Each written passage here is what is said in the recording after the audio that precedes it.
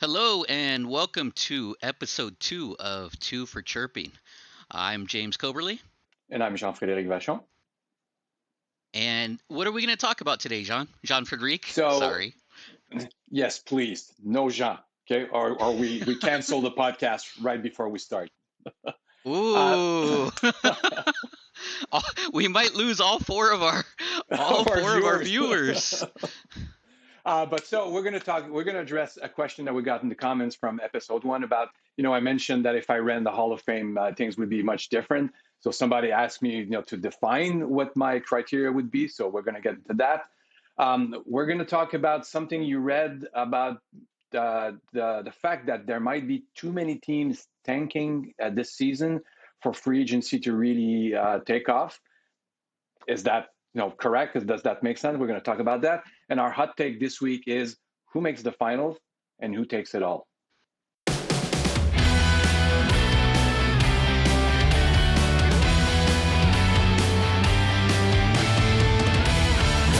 Montreal, San Jose, 2 minutes for chirping. Yes, and we're also going to do a quick update on our story about free agency, and we don't want to make this a Flames podcast because who cares about the Flames? But a lot of people, let's be honest, in Calgary, and yes. There's 40 people that live up there. So, I mean, we've already lost Toronto. Now we've lost Calgary. You're welcome. Typical American comment. Yeah. Wait till we start talking about Vegas. Everybody hates Vegas, so that's going to be fine. Yeah, so we'll actually get people for that one. All right, so where were we? Let's start with your shirt. So, big closet Ducks fan, huh? Well, it was in my closet, but I'm not a closeted Ducks fan. So there is actually a story. And by the way, I'm wearing it just to get a reaction out of you because I know they're a division rival for you guys. But I bought this when I went to see a game in Anaheim. Like most tourists who go see a game, we spend the day at Disneyland. So I show up, like fourth row in shorts and T-shirts. It was fucking cold. So my big idea is that I'm going to go buy a shirt. So I used the vintage logo at least, so that it made sense. And I said, I'm going to wear this, under my over my other T-shirt, and I'm going to be a little warmer. And I get back to my seat, and my wife looks at me and says, I'm cold. Give me your T-shirt. So I bought a Ducks T-shirt and didn't even get warmer. So I didn't get to use it until now. So I'm going to give you a pro tip about hockey. I know you're a Montreal fan, so you're a little new to this. Usually in the warmer climates, the arenas are colder because they have to keep them colder to keep the ice somewhat. Yeah, and the worst part is I lived through that in Tampa before, but I wasn't going to go to Disneyland all day long wearing jeans and a sweater. So you pick your battles. Should have worn a parka. Just say I'm from Montreal. Montreal. Montreal. Yeah, Montreal. Yes, I noticed when you said Anaheim, you said Hanaheim. There's actually only one H in it. That's actually a common problem for French Canadian. We're so stressed about pronouncing the H's that we add them everywhere. Really? That's interesting. Yeah. Well, you got the second H correct, and I know I'm not really supposed to pick on your pronunciation of words because your English is much better than my French. But another thing that you didn't mention about the comments, which I did see, is that same comment that asked about your definition of who should be in the Hall of Fame also said we weren't chirping enough. So I'm going to make sure I give it to you a little more, and like we normally would do. I think I can take it and I can dish it out. So yeah, there you go. So I wore a shirt for you too. This is a Shark Star Wars Night shirt. For those of you that don't know, which is probably everybody. Yeah. Jean-Frédéric is a big Star Wars fan.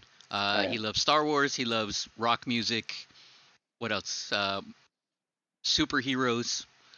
And Game of Thrones. Yeah. So I think we basically pigeonhole him into hockey, superheroes, and nerd stuff. Yeah, I'm a nerd. Superheroes are kind of nerd things. Yeah. I'm a nerd. So I'm fine with it. You're not going to chirp me by calling me a nerd. I'm sorry. That's going to be fine. Yeah, and in fact, most of that stuff is cool stuff anyway. Let's get to hockey. Let's get back to hockey. So, episode 1, I talked about how I thought Patrick Marleau wasn't Hall of Fame worthy, but with the current Hall of Fame, he would probably make it in, or he should make it in. And somebody asked in the comments, well, what is your definition of Hall of Famer? So to me, if I was in charge of the Hall of Fame, for a player to get in, you'd have to be one of the best, like one of the top 3 at your position during the height of your careers. Somebody who's a perennial all-star, and I'm not necessarily talking about the all-star game, because they've got this gimmick that you need a player from every team and things like this. So, but you need to be someone if you're building your fantasy lineup, that person goes there. When you're building an Olympic lineup, that person is there, no question asked. It's somebody who's made an impact on the game, either through innovation or through, excellence. Winning championships makes a difference, but it's not a prerequisite. Like, even if the Capitals hadn't won the Stanley Cup, I think Ovechkin would still be a shoo-in for the Hall of Fame, even if it doesn't beat Gretzky's goal record.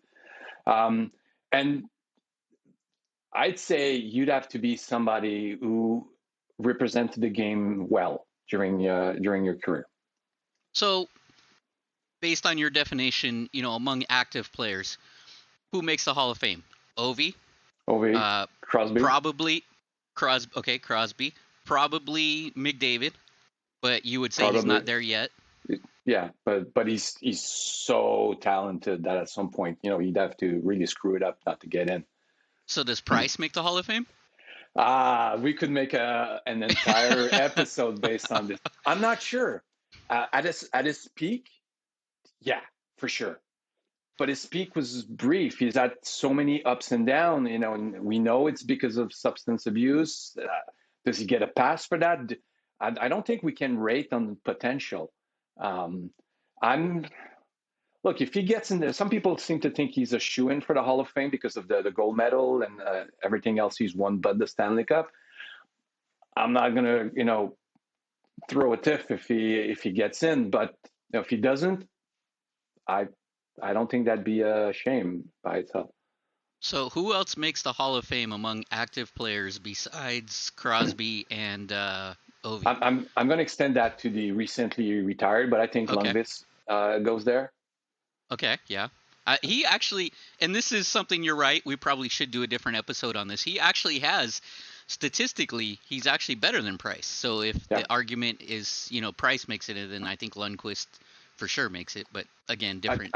I think Lundqvist should be there before Price. What about Joe Thornton? Sorry. I think it's the Hall of Very Good. I don't think he's a player you're building your team. I don't think you're using him to build your team. I don't know his career well enough to really go out on a limb. And I forgot one factor that I think would be part of the decision process is once you've got a few cohorts into your Hall of Fame, that player that you're looking at, would you put him on the line with the players who are in the Hall of Fame already? So to me, that there's this intangible, subjective. Say, would this guy be on the lineup with Joe Sakic and whomever else we're going to pick? And there's this feel that do they belong together? So I'm not sure Joe Thornton. How about Patrick Kane? I was thinking about Jonathan Toews, so we can bundle them together. And I think another factor would be that I think you need to wait a few years so that the dust settles and you get a proper context for a player. And 5 years ago, I would have thought that Patrick Kane and Jonathan Toews would have been shoo-ins. How much does the scandal with the Blackhawks and them apparently not knowing anything about what went on in their dressing room, how does that affect the legacy? And I'm not sure I can answer that question. That was a little shot against your belief as to them not knowing, I think. But, it's interesting that you would say Toews makes it in and Thornton and Price don't, because I think you put – and also Kane questionable because, first of all, I think Patrick Kane – yes, of course, because we're not going to talk about the other Kane. Patrick Kane, I think he's better than Taze by far. He's the best. This is something that I saw online.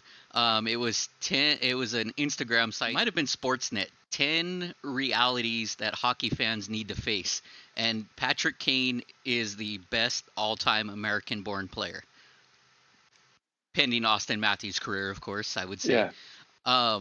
And I mean, regardless, yes, you're not putting someone in the Hall of Fame based on how good they are for where they're born, but Patrick Kane, I mean, he's a great player. You put Taze above him. You think he's a Hall of pretty good guy. I'm not sure I put Taze above him. Maybe he was a little bit more visible in the media. Maybe that's why I'm putting there, or maybe it's a Canadian bias. I don't know. Okay, fair enough. Yeah. So who else makes it? What about Malkin? Yes. So Malkin makes it, but Kane doesn't. Is that based on cups? I haven't said that Kane doesn't. Okay. I'm not sure. I'm not sure about Taze and Kane. Malkin makes it and Thornton doesn't. I love that look on your face. You just did the. I don't know enough. I haven't followed Joe Thornton enough to really have an opinion on him. I'm just disappointed he never scored those 4 goals in one game, though. I know that quote. So for those of you who don't know the story, Tomas Hertl scored 4 goals in a game, and in his 4th goal, he went between his legs for the goal, and the media asked Joe Thornton, do you think that was too cocky of Hertl, who he was a rookie at that time, by the way? Do you think that was too cocky of him to do that? And Joe Thornton responded, Jean-Frédéric, I'll let you take that. Well, if I remember the quote correctly, he said, if I ever scored 4 goals, I'd take my cock out and stroke it around the ice or something like this. Yeah, it was essentially that. He said if I ever scored 4 goals in a game, I'd have my cock out stroking it. So, yeah.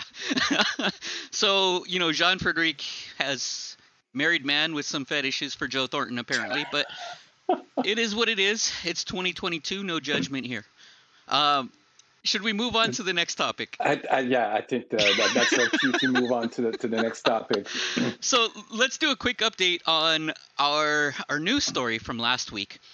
We talked a lot about the Flames, and this is not a Flames podcast, but we're going to talk about them a little more. So they made another addition to make up for the losses of Johnny Hockey and Matthew Tkachuk. They signed Nazem Kadri. And they signed him to a long-term contract.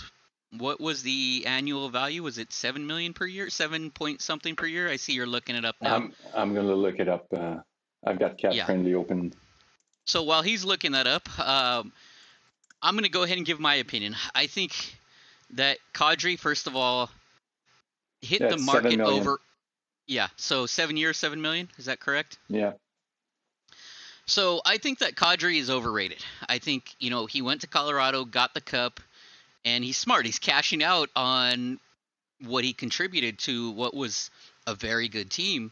But, he had one good year with a team that was, that had...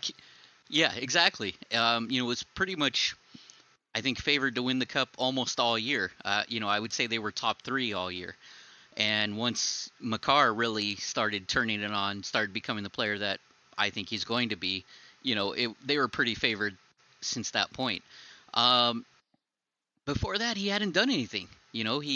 Speaking of Joe Thornton earlier, I'm being a homer, of course. Keep talking. I mean, I know Jumbo's no longer with the Sharks, but he, he's the face of our franchise other than Patrick Marleau, the GOAT.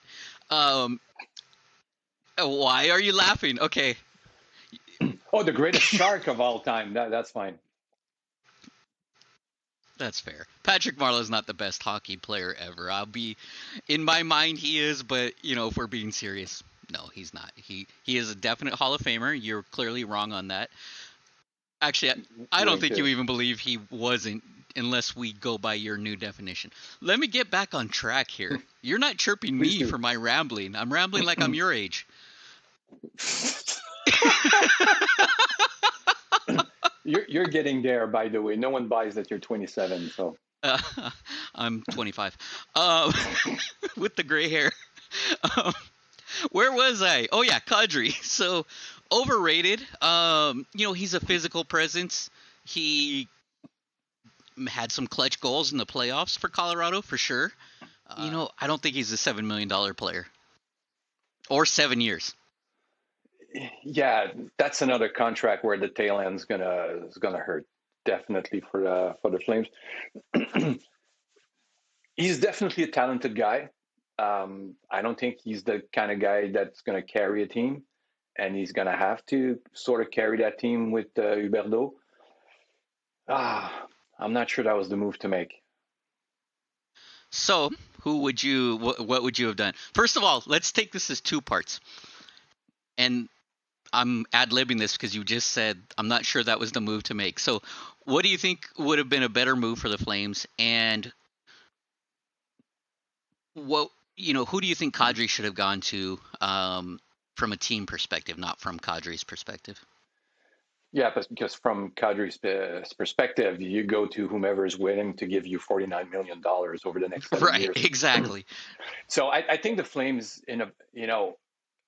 they were in an effort to salvage things after losing Johnny Hockey and Mathieu Tkachuk.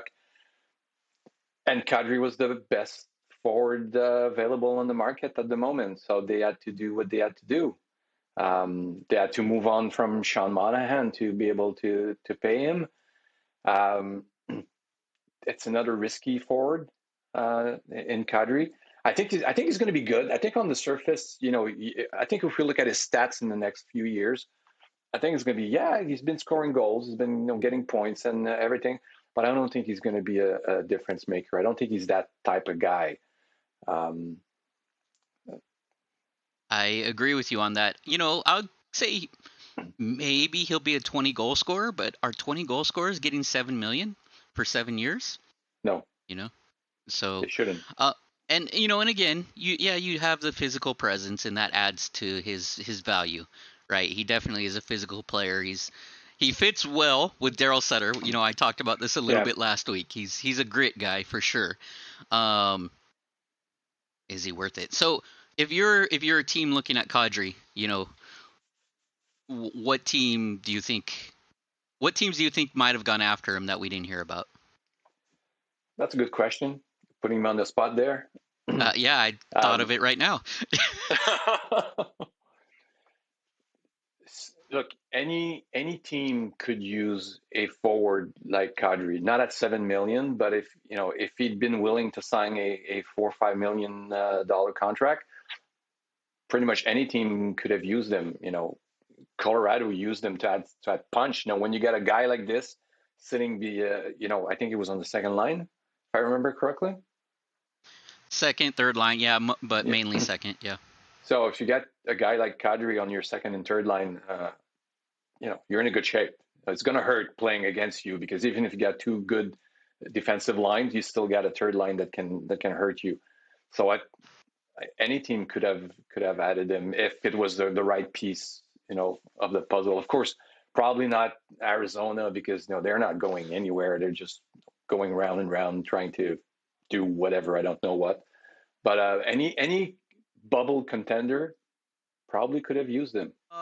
You kind of transitioned to this in your last statement. I was reading.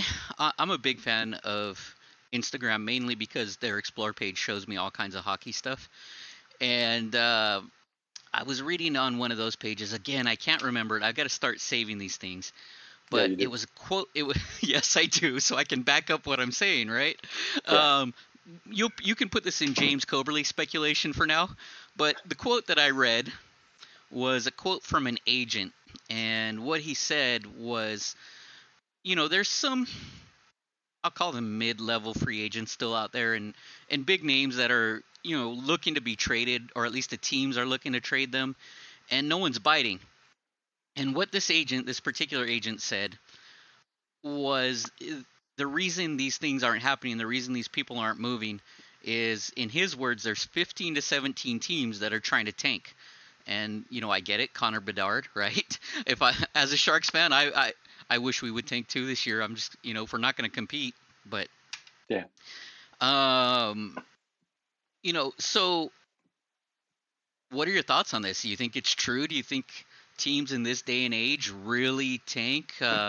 Is it for Connor Bedard? Is it just cap space that they're looking to sell off guys and save that cap space for when they do rebuild? We could make this a whole Pandora's box. Yeah. Well, my first reaction when you told me this was 17 teams trying to Right. tank. That's a lot. Every team that's not in the playoffs.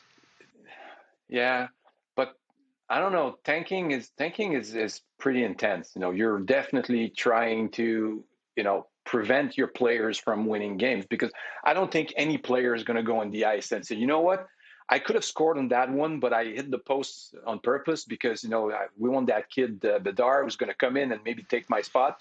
I don't think any of these guys are wired like this. Yeah. So it has to be at the top, and they have to sort of ship out everyone that could make a difference. There's not a lot of teams that are doing this right now. And I went on Cap Friendly. You know how easy it is to drop your references when you pay attention. So that's how I did it. So there are 16 teams that have less than $1 million in cap space. I think that makes a much more difference than having teams tanking. And if you put that cap at under 5 million, I believe there are 7 more teams. So you got 23 teams out of 32 that have less than $5 million in cap space. So that makes it really difficult to sign, big time players. I'm going to agree with you as much as I hate to. Uh, I I think he's probably right on idea, but he's, for some teams, but I think he's exaggerating. He's an agent, right? So he's trying to, Of course. probably his guys that maybe aren't getting signed, and so he's trying to say, look, these teams aren't willing to pay. I think maybe there's some teams that maybe aren't willing to pay, but I don't think any team is tanking. I don't think any team is absolutely tanking. I think there's teams that are, because if you tank, first of all, it's against league rules, and can they prove it? Not, that'd be difficult. No, they But can't prove it. If it ever is proven, not only is it against league rules, but the reputation your franchise gets is just, I can't even think of any team that, I know it's happened before, but I can't think of the teams that have been proven to have tried to tank games in any league. And just when it happens, it erodes your fan base. I was gonna say there's no incentive to do it. That's not true. Connor Bedard saving the money, what have you. Yeah. But it's just, I look at teams that aren't even tanking. So who makes the finals and who takes it all? So are you looking at me to start? Well, we don't have to go right out with our picks. We can talk about it. But do you think Colorado can repeat? I don't think Colorado repeats. I think they make it back potentially to the finals. They're still a very good team. I think Cale Makar, Makar. I think I said that Makar. Right. He's gonna. I think he's a beast. I think he's gonna continue to develop, and combined with McKinnon and Rantanen and those guys, they're gonna continue to be a force for a while for sure. Yeah. Goaltending's a question. But they won the cup with questionable goaltending. Yeah, right. That's the Joker card in there. And it's interesting that you bring that up. We're gonna tangent here for a moment. Typically teams that win the cup with questionable goaltending, it's because the goalie gets hot, right, and at the right time. That wasn't the case with Colorado. Nope. Darcy Kemper was awful still in their losses, and just the team in front of him was able to carry him. So I think they're in consideration, but I don't know that they're a shoo-in. Yeah. And these days, repeating is really difficult. Even though we had two teams do it in the last 5 or 6 years, it's still very difficult. So, can Tampa come back on top? Tampa, I think, is they still have their cap constraints, right? So Yeah. Tampa, it's almost an embarrassment of riches, right? The way Tampa has remained on top is by having this turnover. They've got this core of players, and then everybody that's around them, no matter how important, every year they have to lose someone, and they manage to replace them, and that's the thing. That's why they've been stretching their window for so long. And it's I guess it's a model for the modern NHL as to how to manage your roster with the cap. They lost the pick to the Seattle Kraken, of course, Yeah. and they lost Barclay Goodrow, and they lost a couple other guys. And the year before that, they lost a couple guys. So yeah, I mean, they're going to be in consistent cap, a consistent cap bind. Yeah. But they just have so many. Every time they lose somebody, they get someone new. So Get someone new. And yeah. as long as Vasilevsky is playing like the best goaltender in the league, they've got a shot. I would agree with you on that for sure. So if you're only giving out 0 or 1 goal per game, you got a good shot at winning. Yeah, and of course they still have Stamkos, they still have Kucherov, so I mean they're going to be good for a while. Yeah. So for me, my pick for getting back to the final and winning the cup, I'm tempted to go with Tampa, but I have a feeling that every few years there's a team that makes it to the finals and wins the cup, and no one saw them coming. I have a feeling that might be one of those years, but I'm not going to go with a dark horse pick. I'm going to pick the Hurricanes. It's interesting you say that. That's who I'm going with as well. I like the Hurricanes. They, they added some veterans to go with their young core, and I like that. And I believe in sports. From what I've seen, a little bit anecdotal here, but so is our whole show, right? That the teams that typically do the best are the ones that have the young guys. They get you there over the grind of the season, and the veterans are the guys that do it in the playoffs a lot. Yeah. And having that mix, I think, are the teams that typically win the cup. And so Carolina is the team that I like as well to win it all. A little bit of a stretch, I think they're. Yeah, it's not the most odds-on favorite, but I think it's a likely. I think it's a valid pick. And you mentioned a dark horse. I don't know if we can call them a dark horse at this point, but what do you think of the Rangers? They were pretty good in the playoffs last year, but I have a feeling that might have been their outlier year. That they might have outperformed. I don't know. For some reason, I don't have the same confidence in the Rangers that I'd have in the Hurricanes. So I think for the Rangers, it comes down to, does Shesterkin have the same type of season that he had last year? Yeah. Right. If he has another, phenomenal season, I think the Rangers could very well make it or even win it all. If not, then they're just mediocre. No, I'll put them above mediocre. No, they're pretty good, but they're not contenders. Yeah. So we're only talking about the Eastern teams. Who from the West makes it to the finals and has a shot at an opponent that went through a gauntlet to get there and maybe win it all? Well, we talked about Colorado. Yeah. So is there anybody that can challenge them? I'm thinking about it. You see the look on my face. It's a good question. Is there anybody that can challenge them? What about the Oilers? Oilers, they're always a wild card. Always a wild card, because it seems like beyond McDavid and Draisaitl, you never know what the rest of the team is going to do. Yeah. getting back to, we talked about Patrick Kane earlier. There's been a lot of talk about him going to the Oilers. Yep. I think if he goes to the Oilers and they don't give up too much in return for him, then you definitely have a lot of scoring there, right? Yeah. But Oilers, they can either be great or they can be disappointing. So it's hard to say. At what point do you think the Oilers realize they need a goaltender that can actually stop pucks? That's a very good question. I would say never. Imagine if they had a decent goaltender behind these two guys.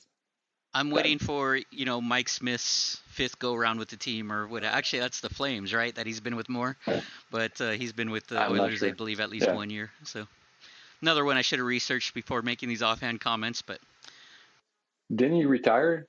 I think he retired. Maybe, but it's Mike Smith, or right? he's hurt or something like this. Yeah, he's gonna come back. It's gonna be like a zombie. Yeah. So and he'll be the goalie for the goalie for the Oilers, so it's not gonna matter anyway, right? What does he need? Any reaction time for? Yeah, exactly.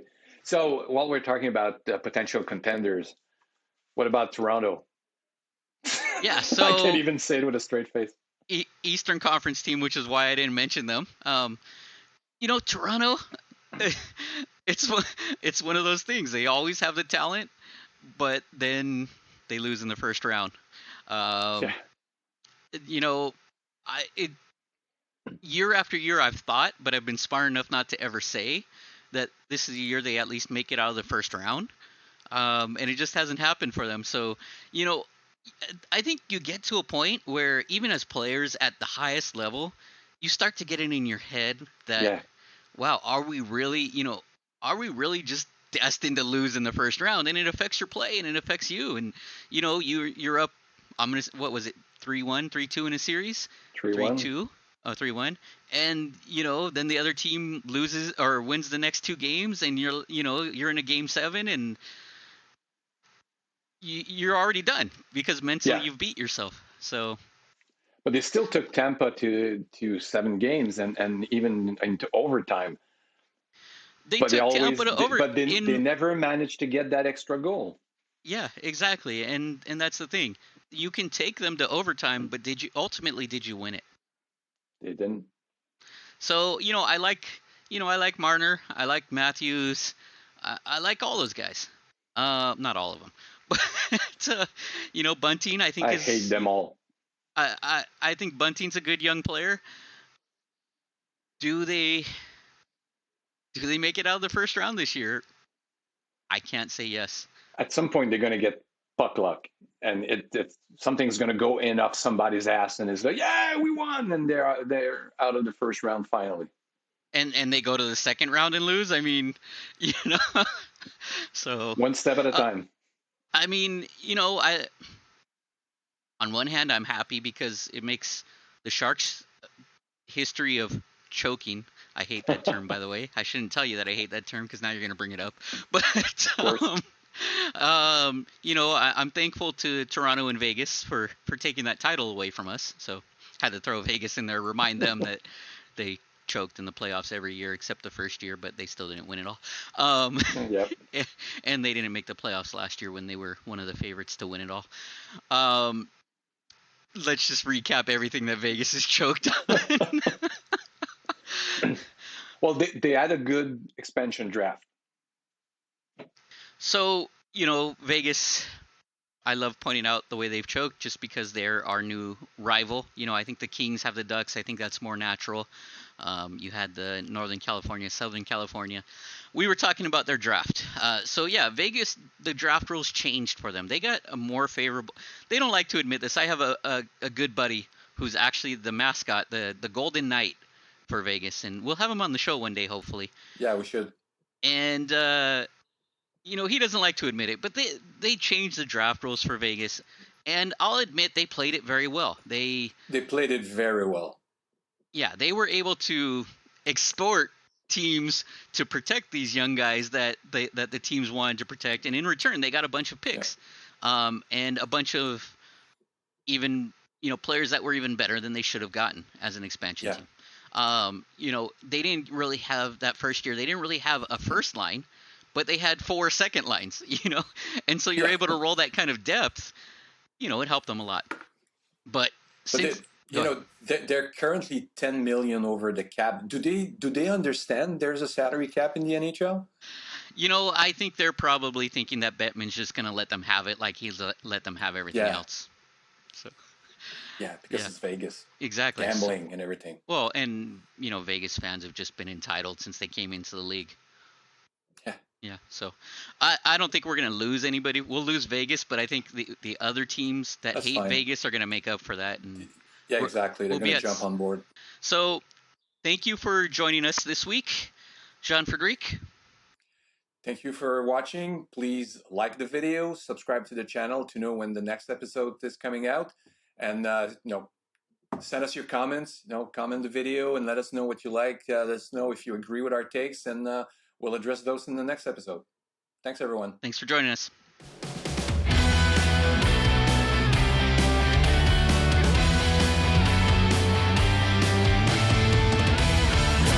Montreal, San Jose, 2 minutes for chirping.